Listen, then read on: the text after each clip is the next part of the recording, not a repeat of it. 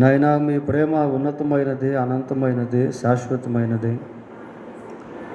అందుని బట్టి మీకు స్తోత్రాలు చెల్లిస్తున్నాం. నిజమైన మీ ప్రేమను ప్రతి మనిషి గుర్తించి గ్రహించి అనుభవించగలుగుటకు సహాయం చేయండి. ఈ రాత్రి మరొక పర్యాయము మీ వాక్యము ద్వారా మమ్మల్ని బలపరచండి. భూమి మీద సజీవంగా ఉన్నటువంటి మేము నాయనా మీ పక్షమందు నిలబడగలుగుటకు మీరు నాయన తీసుకొచ్చే ఆ గొప్ప ఉద్యోగాన్ని మేము మా ద్వారా అనేకులు అనుభవించగలిగినట్లు ప్రభా మీరు కనికరించి సహాయము చేయమని మీ వాక్యము ద్వారా మాతో మాట్లాడమని మా రక్షకుడైన యేసుక్రీస్తు పరిశుద్ధమైన నామములో ప్రార్థన చేస్తున్నాము తండ్రి. ఆమేన్.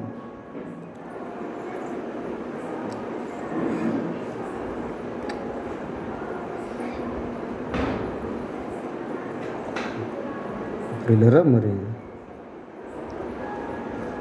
ఈ ఉద్యోగం గురించి ఆలోచన చేసినప్పుడు బైబిల్లో ఉద్యోగానికి సంబంధించినటువంటి అనేకమైన సంఘటనలు అనేవి కనబడతాయి. ఈ రాత్రి ఉద్యోగానికి సంబంధించిన ఒక నిజమైనటువంటి వాస్తవ సంఘటన గురించి బైబిల్లో మనం ధ్యానం చేయబోతూ ఉన్నాం. రాజుల మొదటి గ్రంథం 18వ అధ్యాయము.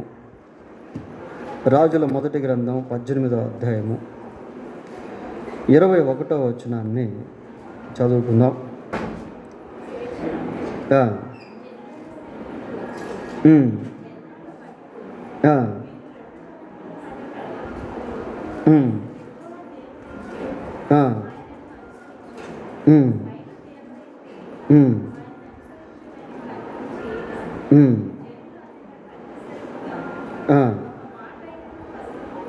చాలా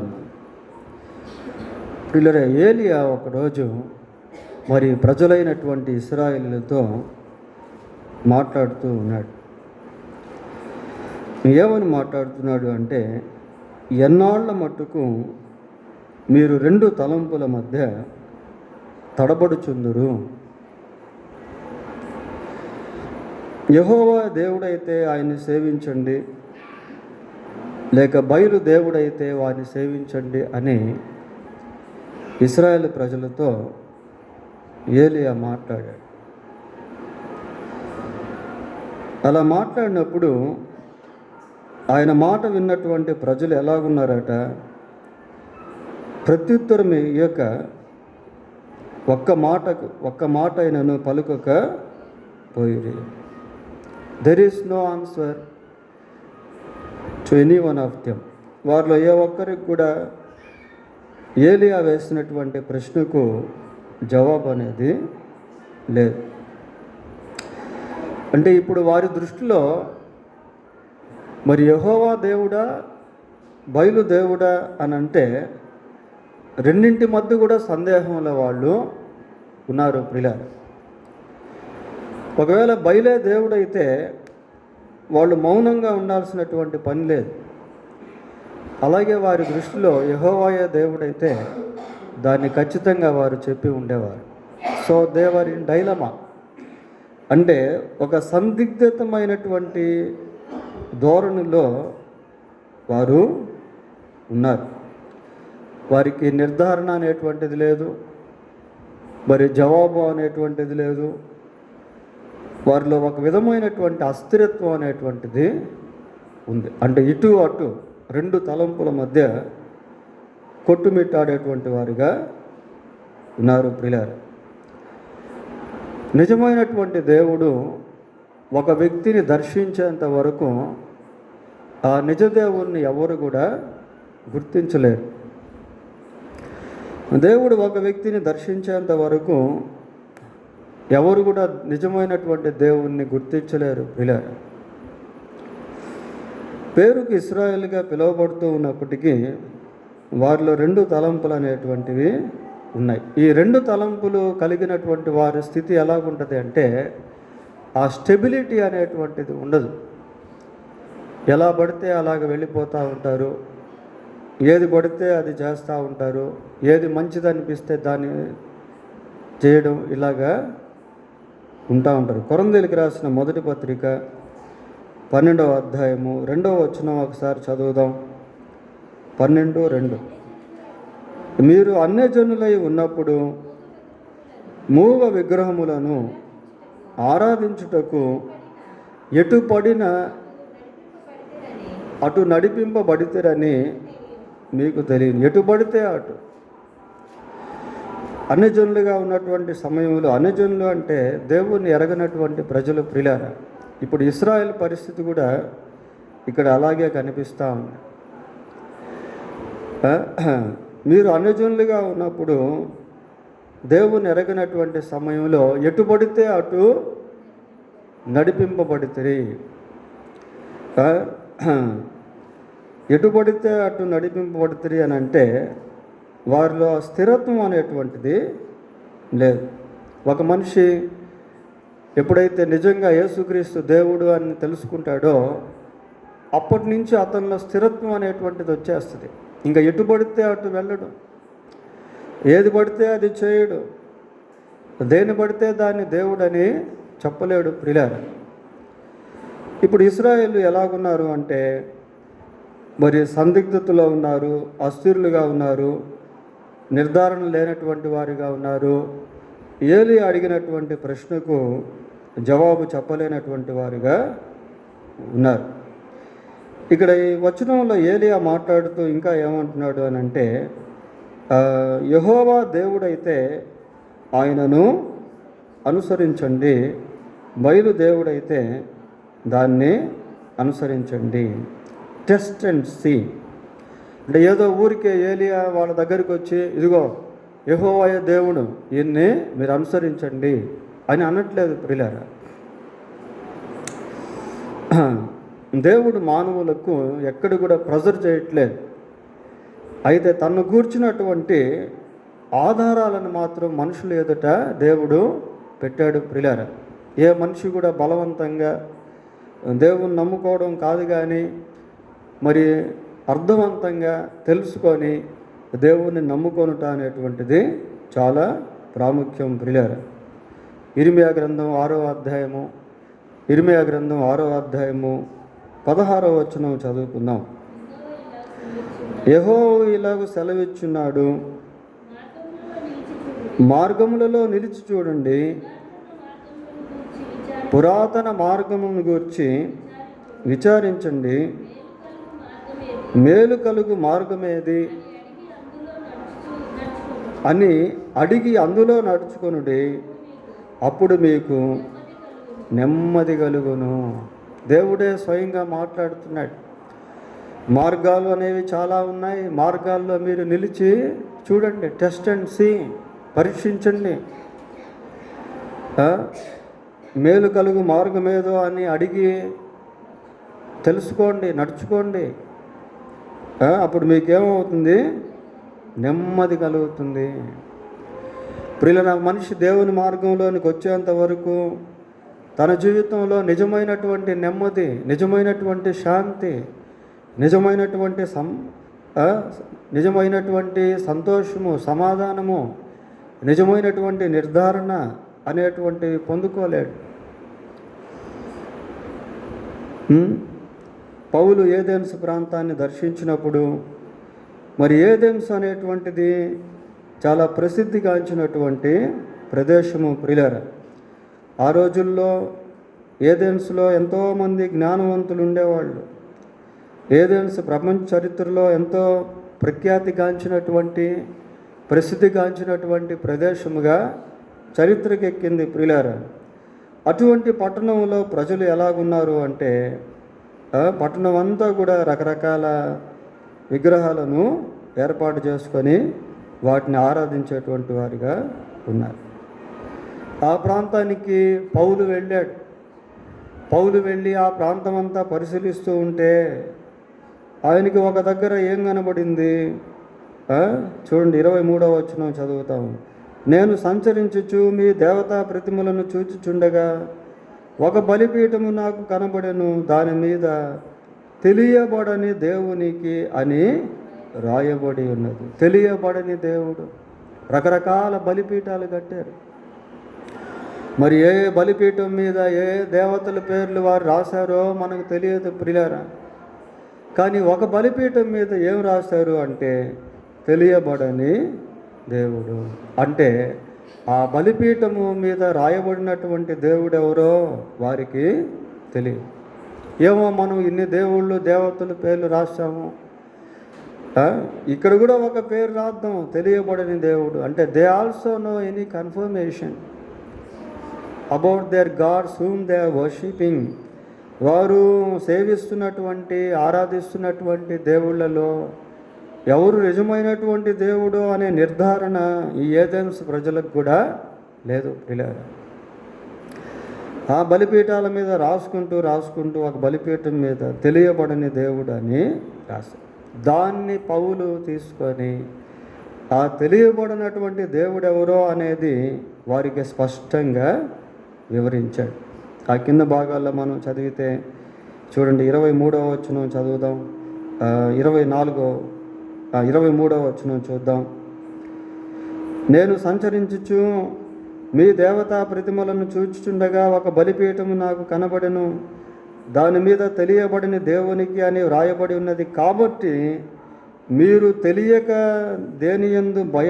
దేనియందు భక్తి కలిగి ఉన్నారో దానినే నేను మీకు ప్రచురపరచుచున్నాను. జగత్తును అందరి సమస్తమును నిర్మించిన దేవుడు తానే ఆకాశమునకును భూమికిని ప్రభువై ఉన్నందున హస్తకృతములైన ఆలయములలో నివసింపడు.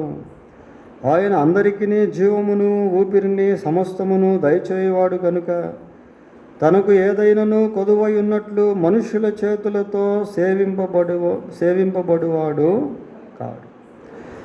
మరియు యావత్ భూమి మీద కాపురమునుటకు ఆయన ఒకరి నుండి ప్రతి జాతి మనుషులను సృష్టించి వారు ఒకవేళ దేవుణ్ణి తడువులాడి కనుగొందరేమో అని తను వెతుకు నిమిత్తము నిర్ణయకాలమున వారి నివాస స్థలం యొక్క పొలిమేరలను ఏర్పరచరు.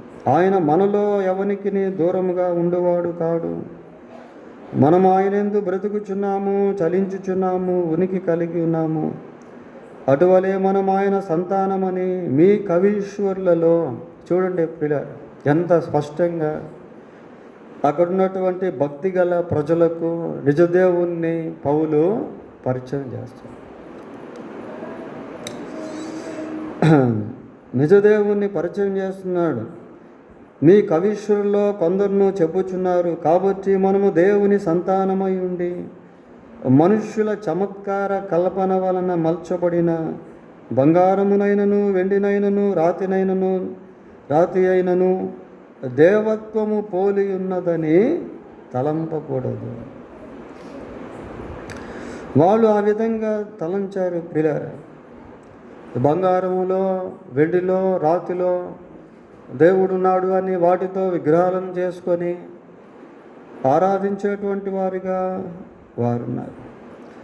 అజ్ఞాన కాలములను దేవుడు చూడనట్టు ఉండేను. ఇప్పుడైతే అంతటను అందరినూ మారు మనసు పొందవలనని మనుషులకు ఆజ్ఞాపించున్నాడు. ఎందుకనగా తాను నియమించిన మనుషుని చేత నీతిని అనుసరించి భూలోకమునకు తీర్పు తీర్చబోయేది ఒక దినము నిర్ణయించి ఉన్నాడు. మృతుల్లో నుండి ఆయన్ని లేపుట వలన దీన్ని నమ్ముటకు అందరికీ ఆధారము కలుగజేసి సో హీ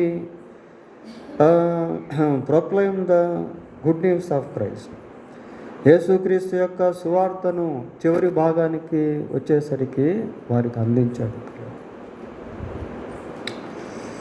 ఈ ఏథెన్స్ ప్రాంతంలో కూడా ప్రజలు అటువంటి పరిస్థితిలోనే ఉన్నారు. అయితే దేవుడు ఎంతో స్పష్టత తన గురించి మానవులకు అందించాడు. ఇప్పుడు ఏలియా ఏమంటున్నాడు అంటే, మీరు ఎంతకాలం ఈ రెండు తలంపులతో తడబడుతూ ఉంటారు? యెహోవా దేవుడైతే ఆయన్ని సేవించండి, బయలు దేవుడైతే వాణ్ణి సేవించండి. 22వ వచనం చదువుదాం ప్రియులారా. రాజుల మొదటి గ్రంథం. అప్పుడు ఏలియా యెహోవాకు ప్రవక్తలైన వారిలో నేను ఒక్కడనే శేషించి ఉన్నాను, అయితే బయలునకు ప్రవక్తలు 450 మంది ఉన్నారు. ఇప్పుడు ఒక రకంగా ఈ సిచ్యువేషన్ మనం గమనించినప్పుడు ప్రియులారా, మరి దాదాపు అక్కడ 450 మంది బయలుకు సంబంధించిన ప్రవక్తలు ఉన్నారు.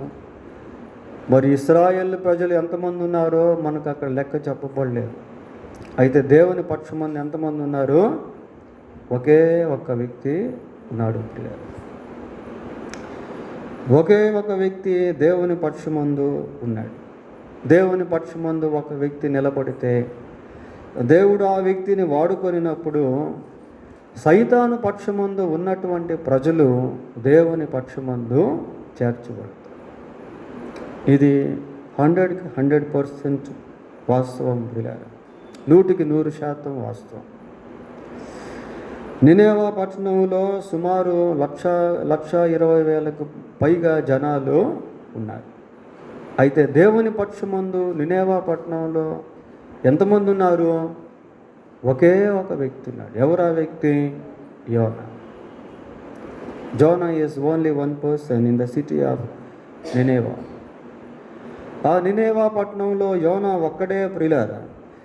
ఎప్పుడైతే యోనా ద్వారా దేవుడు వాక్యాన్ని ప్రకటింపజేశాడో ప్రజలు విశ్వసించారు.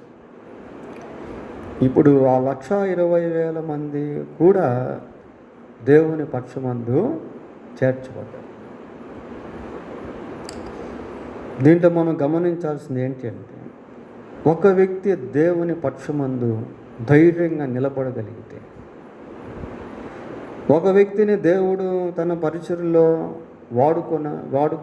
వాడుకొనినప్పుడు మరి సైతాను పక్షమందు ఉన్నటువంటి వారంతా కూడా దేవుని పక్షమందు చేర్చబడతారు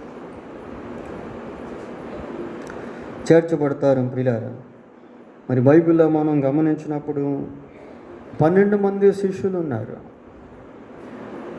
ఆ యెరూషలేములో ప్రజలు వేల సంఖ్యలో ఉన్నారు.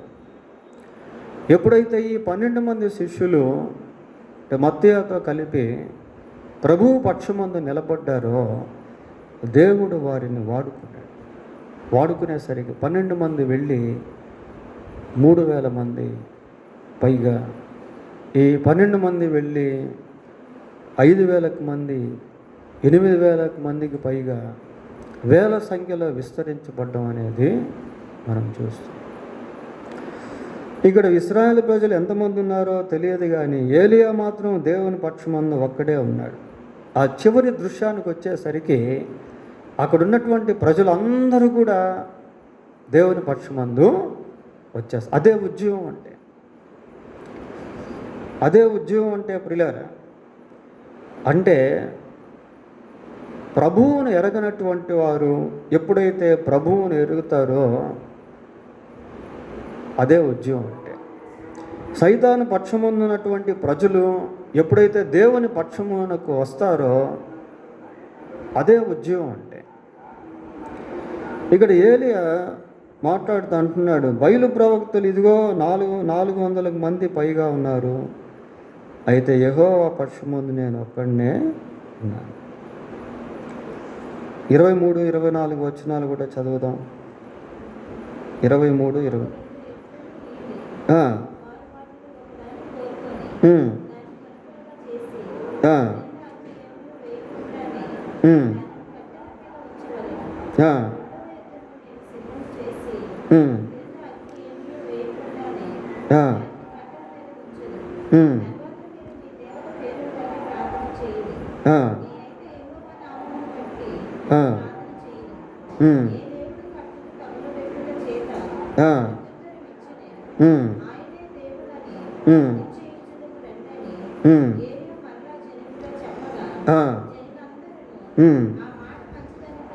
ఆ మాట మంచిదనే ప్రత్యుత్తరము ఇప్పుడు నోరు తెరిచారు ప్రియులారా.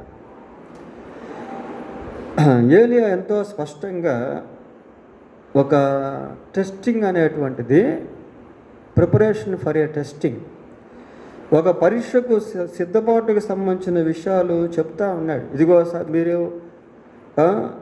ఇలా చేయండి, ఇలా చేయండి.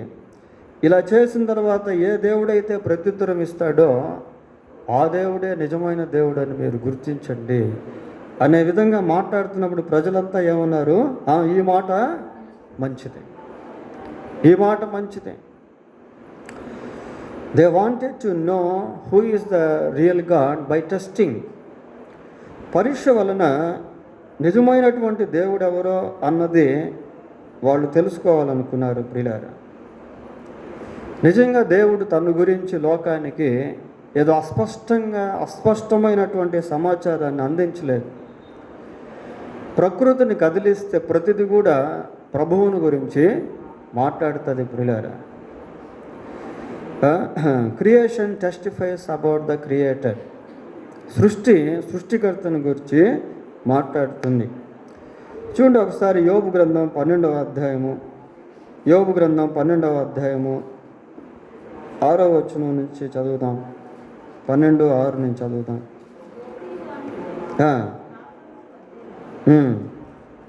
చదవండి అన్న. దేవునికి కోపము పుట్టించువారు నిర్భయముగా ఉందరు, వారు తమ బాహుబలమే తమకు దేవుడు అనుకొందరు. తమ బాహుబలమే తమకు దేవుడు అనుకుంటారు. అయితే అయినను మృగములను విచారించుము, అవి నీకు బోధించును. ఆకాశ పక్షులను విచారించుము, అవి నీకు తెలియజేయును. భూమిని గురించి ధ్యానించినట్ల అది నీకు బోధించును.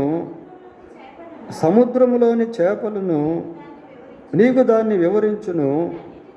వీటన్నిటిని బట్టి యోచించుకునిన ఎడల యెహోవా హస్తము వీటిని కలుగు చేసినని తెలుసుకొనలేనివాడు ఎవడు? ఇవన్నీ నిజంగా పరీక్షిస్తే ఇవన్నీ వాటిని కలుగు చేసినటువంటి దేవుని గురించి తెలియజేస్తాయి, ప్రకటిస్తాయి అనే విధంగా ఈ మాటలు ఉన్నాయి ప్రియులారా. మృగములను విచారించుము, అవి నీకు బోధిస్తాయి. మృగాలకి దేవుడు ఎవరో తెలుసు ప్రియులారా. పక్షులకి దేవుడెవరో తెలుసు. నీటిలో ఉన్నటువంటి చేపలకు దేవుడెవరో తెలుసు.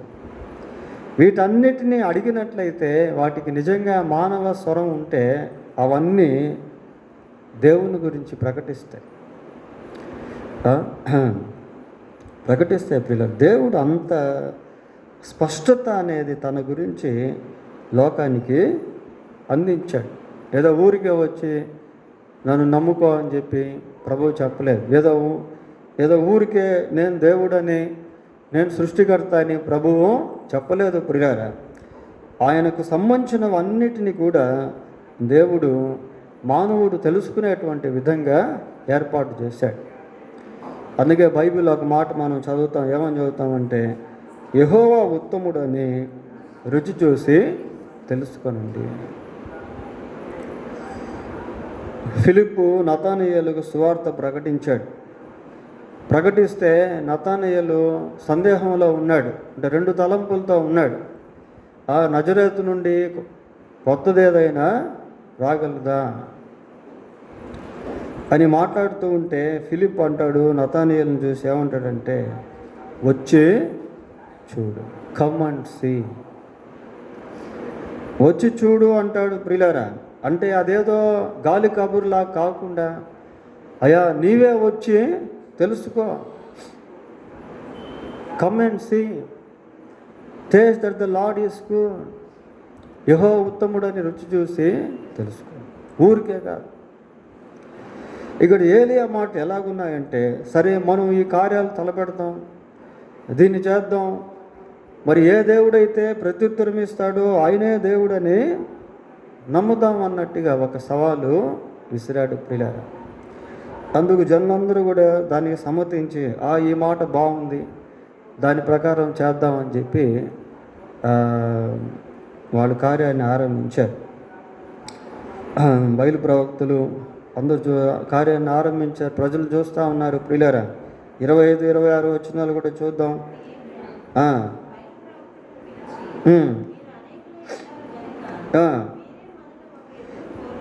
మీరే మొదట ఒక ఎద్దును కోరుకొని so they were given the first priority and chance to prove. వారు నిరూపించుకునేదానికి మొట్టమొదటిగా వారికే అవకాశం అనేటువంటిది, వారికే ప్రాధాన్యత అనేటువంటిది ఇవ్వబడింది ప్రియులారా. వారికే ప్రాధాన్యత, మొదటి ప్రాధాన్యత అనేది ఇవ్వబడింది.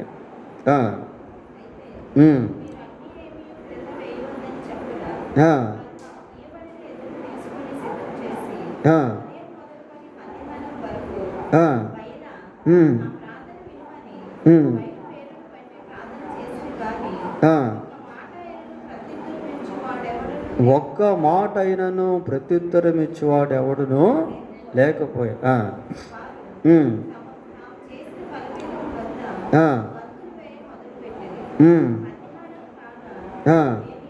చాలు 28 చదువుదాం.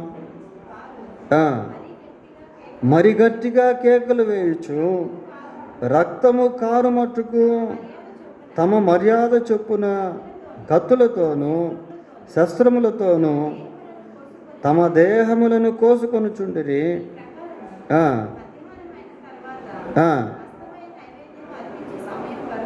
చాలా ప్రియులారా, అన్ని ప్రయత్నాలు చేశారు. వాళ్ళ శరీరాలను చీరుకుంటూ ఉన్నారు. అసలు ఆ టెస్ట్ కూడా ఎలాంటిది అని అంటే ఇట్ ఈజ్ ఇంపాసిబుల్ యాక్ట్ అన్నమాట. కేవలం దేవుడు కార్యం చేస్తే తప్ప అది జరగనటువంటిది. అది పరీక్ష అక్కడ. వీళ్ళు ఎన్నో ప్రయత్నాలు చేస్తూ ఉన్నారు, ఎంతో ప్రయాసపడుతున్నారు, వాళ్ళ శరీరాలని గాయపరుచుకుంటా ఉన్నారు, గంతులేస్తూ ఉన్నారు.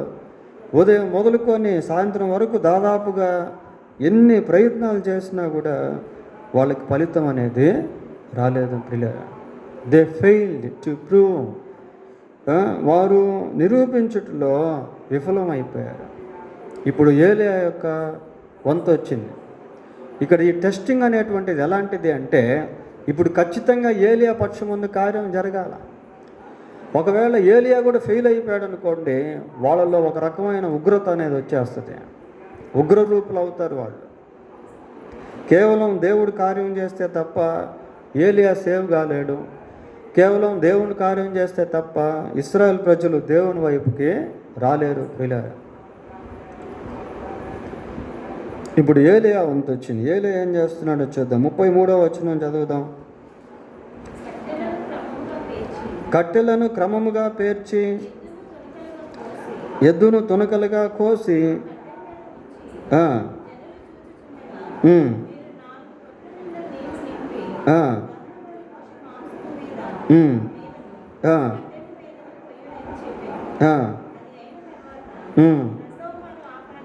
రెండవ మారు ఆ ప్రకారమే చేయుడని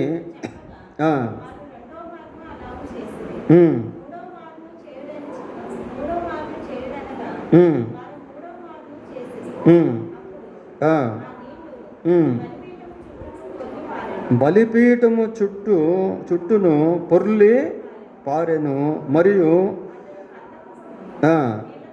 నింపెను. ఇంకా ఇది ఎట్లాగుందంటే, అక్కడ పెట్రోల్ పోసి తగలబెట్టినా కూడా ఆడ తగలబడదు ప్రియులారా. అట్లాంటిది అదే. కిరోసిన్ పోసినా పెట్రోల్ పోసినా ఇంకా తగలబడదు. ఎందుకంటే బలిపీఠం చుట్టూ నీళ్లు పొర్లి పారుతూ ఉన్నాయి. అన్ని నీళ్లు పోసారు. ఎంత పెద్ద అగ్ని వచ్చి అక్కడ పడితే అది దహించబడుతుంది. నీళ్ళంతా చుట్టూ ఉన్నాయి. ఎంత అగ్ని వచ్చినా కూడా నీళ్ళకి ఆరిపోతుంది ప్రియులారా. ఇంకా ఏమాత్రం అక్కడ అవకాశం లేదు. అటువంటి విధానంలో మరి ఏలియా వాటిని ఏర్పాటు చేసి దేవుని సన్నిధిలో ప్రార్థన చేయడం మొదలుపెట్టాడు. 37వ వచనం చూద్దాం. యెహోవా నా ప్రార్థన ఆలకించుము, యెహోవైన నీవే దేవుడవై ఉన్నావనియు